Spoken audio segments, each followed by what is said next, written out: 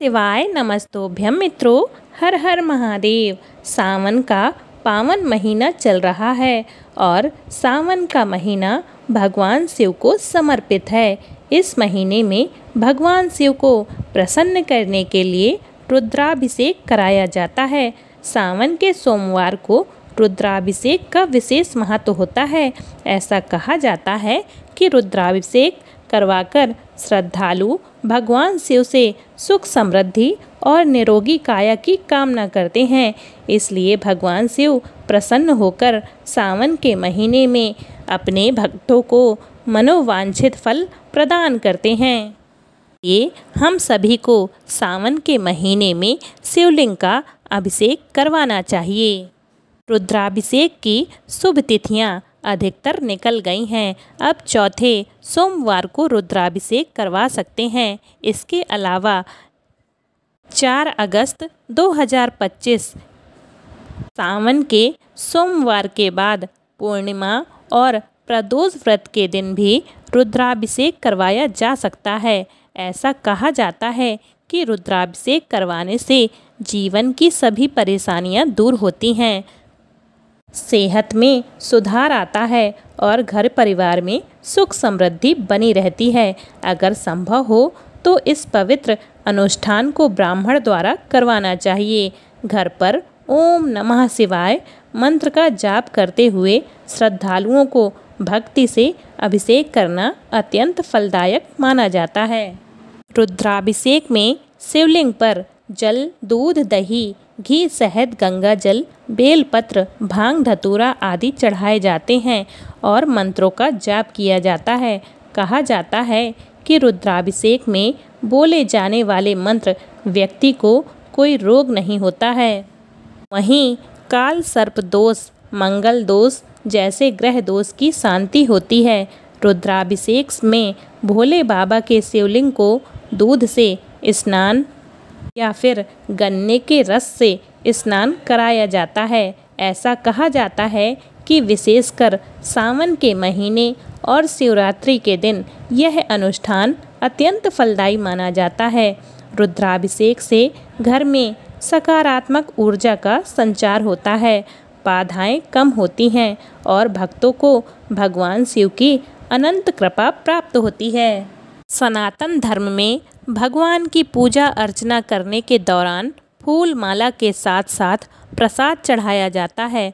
माना जाता है कि इस प्रसाद को ग्रहण करने से उनका आशीर्वाद मिलता है और जीवन से सारे दुख धीरे धीरे दूर हो जाते हैं। आपने देखा होगा कि शिवलिंग पर चढ़ाए हुए प्रसाद को लेकर ज़्यादा बात नहीं होती है। आपने कई लोगों से सुना होगा कि शिवलिंग पर चढ़ाए हुए प्रसाद को हाथ नहीं लगाया जाता है, तो उसे खाना तो दूर की बात है। ऐसे में चलिए जानते हैं आखिर शिव महापुराण में शिवलिंग पर चढ़ाए हुए प्रसाद को लेकर क्या लिखा हुआ है। भगवान शिव के मुख से चंडेश्वर नाम का गण निकला। बता दें कि चंडेश्वर को ही भूत प्रेतों का प्रधान माना गया है। जब हम शिवलिंग पर प्रसाद चढ़ाते हैं तो उसे चंडेश्वर का होता है। ऐसे में शिवलिंग पर जो प्रसाद चढ़ा हुआ है उसे ग्रहण करने का मतलब होता है कि हमने भूत प्रेतों के हिस्से का खा लिया है। इसी वजह से शिवलिंग पर चढ़ाए गए प्रसाद को नहीं खाया जाता। इसके उलट भगवान शिव की मूर्ति पर चढ़ाए गए प्रसाद को ग्रहण किया जा सकता है। धातु से बने हुए शिवलिंग का प्रसाद ग्रहण करने के बारे में भी कुछ बातें बताई गई हैं। शिवलिंग के पास रखे हुए प्रसाद को ग्रहण करना शुभ माना जाता है। अगर शिवलिंग किसी धातु जैसे चांदी, पीतल या तांबे का है तो इस पर चढ़ाया हुआ प्रसाद खा सकते हैं। इस प्रसाद को खाने से किसी भी व्यक्ति को दोष नहीं लगता है। ऐसा करना पाप नहीं माना जाता है। अगर आपने भगवान शिव की तस्वीर या फिर मूर्ति पर प्रसाद चढ़ाया है तो भी आप इसे खा सकते हैं। जो भक्त इस प्रसाद को सच्चे मन से ग्रहण कर लेते हैं उनके सारे पाप चुटकियों में दूर हो जाते हैं। मंदिरों के शिवलिंग को लेकर अलग अलग नियम हो सकते हैं। मिट्टी और चीनी मिट्टी के बने शिवलिंग पर चढ़ाए हुए प्रसाद को भी ग्रहण करना सही नहीं माना गया है। इस शिवलिंग पर चढ़ाए गए प्रसाद को ग्रहण न करके इसे किसी नदी में प्रवाहित कर देना चाहिए। इस बार सावन में आखिरी प्रदोष व्रत पर आप शिव जी को यह 2 चीज़ें अवश्य चढ़ाएं कि सावन माह में पड़ने वाले प्रदोष व्रत का काफ़ी महत्व होता है। यह व्रत भगवान शिव को समर्पित होता है। सावन अब समाप्ति की ओर बढ़ रहा है और इसका आखिरी प्रदोष व्रत 6 अगस्त को रखा जाएगा। हर माह की त्रयोदशी तिथि पर रखे जाने वाले इस व्रत में भगवान शिव और माता पार्वती की आराधना की जाती है। प्रदोष व्रत के दिन शिवलिंग पर लौंग अर्पित करना बेहद शुभ माना जाता है। लौंग को बहुत ही शुभ और पवित्र माना गया है। मान्यता है कि भगवान शिव को लौंग अर्पित करने से सभी मनोकामनाएं पूर्ण होती हैं। यह भी माना गया है कि लौंग चढ़ाने से शत्रुओं पर विजय प्राप्त होती है।